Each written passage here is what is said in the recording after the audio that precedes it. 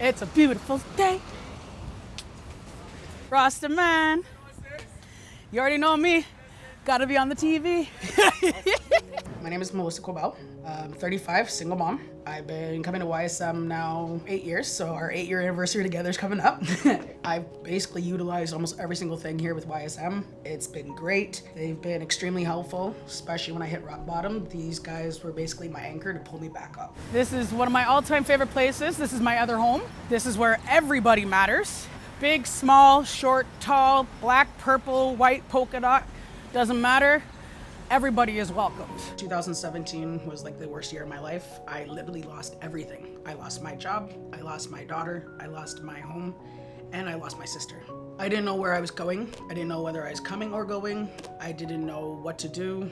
I literally didn't want to breathe anymore. I felt like my whole world had came down. I felt like there was absolutely no purpose left for me. I was severely depressed. My mental health had severely deteriorated, and I reached out for help. There was a lot of people who turned me away, but when I found Y.S.M, they took me in. They actually helped me to solve the problems. So instead of being like, here, I'm gonna do this for you, it's like, Melissa, this is what we're seeing. Do you agree? And what would you like to do about it? With them helping me out, I was able to see a lot of things, and they also, my all-time favorite part, helped me find my potential again and my purpose. Every one of us has something that we can offer, that we're good at, that we're passionate about, that we care about. Albeit a small thing can be a great help and a great lift to someone who's struggling or suffering. It has been said that the opposite of poverty is dignity. Taking a moment out of your life to figure out what could actually tangibly impact the life of another, that could potentially change the trajectory of their future. Feeling seen, feeling heard, feeling human. Feeling like you're a part of society, feeling like you have purpose. When you think about poverty, most of us think that it's just insurmountable. But if you break it down, it's not as big as we think. For example, in Toronto, just before the pandemic, there were 532,000 people living under the poverty line. Now it's a little more. But within that number, there are people that don't belong there, like seniors and persons with disabilities who cannot work. They really shouldn't be in that number. We shouldn't have those vital neighbors living in poverty. There should be another solution for that. The next piece is episodic poverty, and we'll always have that. That's life. Someone gets sick, they have to get better, then they go back to work. They need support while that's happening. They lose their job, they need support till they get their next job. Take those numbers out. What's left are people who are trapped in generations of poverty. So grandparents were in poverty, parents in poverty, children in poverty, and it just goes on and on and on. And they're individuals who would be able to work if it were not for other barriers. And that's the kind of poverty I don't think we need to accept. My educated estimate is around 350,000 people are living in poverty in Toronto, which sounds like a lot, but it's a city of 2.5 million people. So it would only take about 18% of us who are not poor to choose to help one person who isn't. And then once you end it for that person, you end it for every family member that comes after them.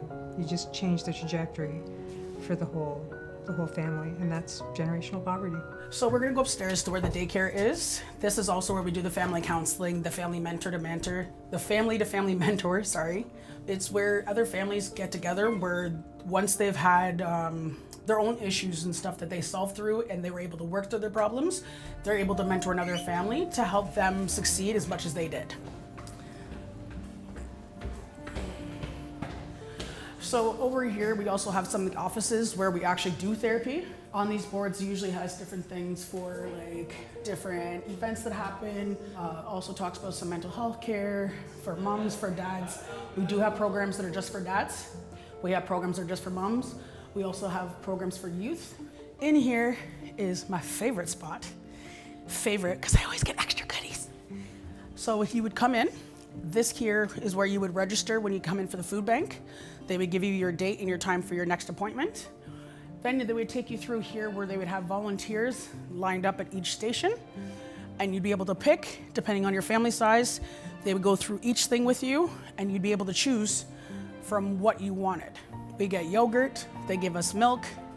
We also get meat when they have, which is great because not a lot of food banks offer that. Eggs, another great thing, not a lot of places offer. And my favorite part is the fact that they offer different types of vegetables, nor do they have the same fruits. We have a businessman. He runs a Chick-fil-A restaurant. And instead of just being a boss who puts his staff to work, he made a point of creating educational opportunities for his staff, teaching them about money management and how to save and how to plan for the future.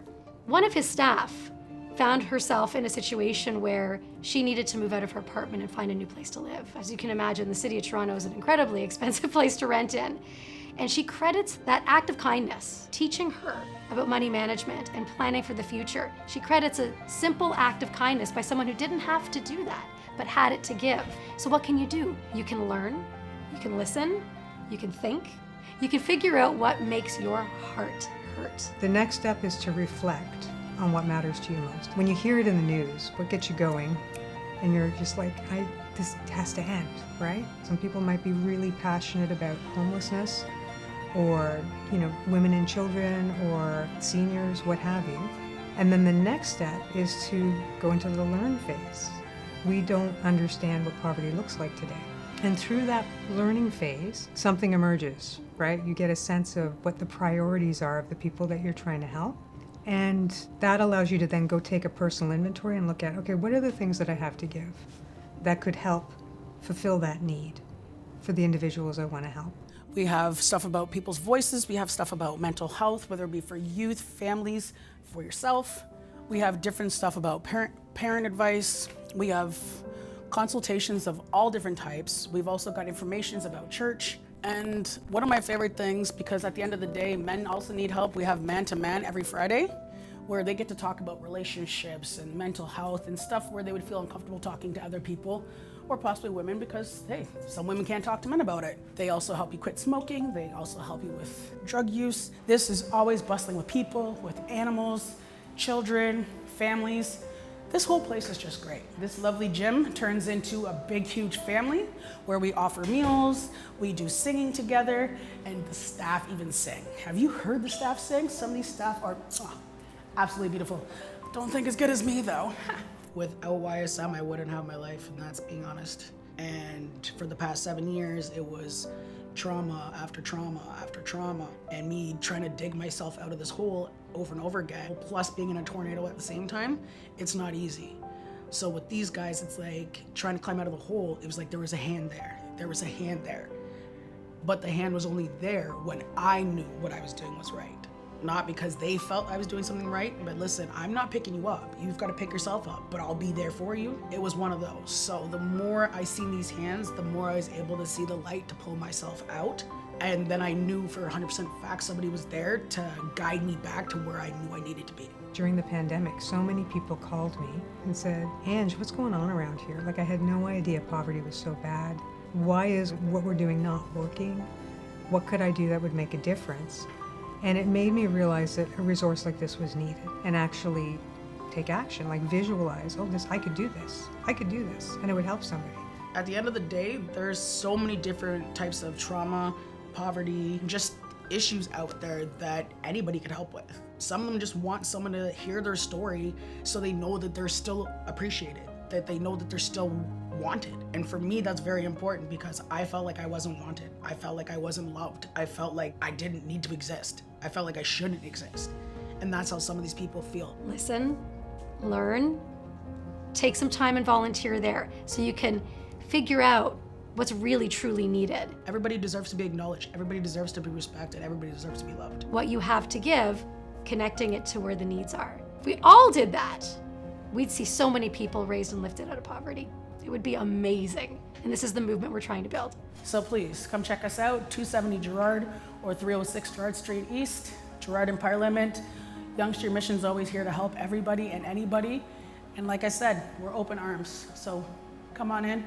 Don't be scared to get a hug.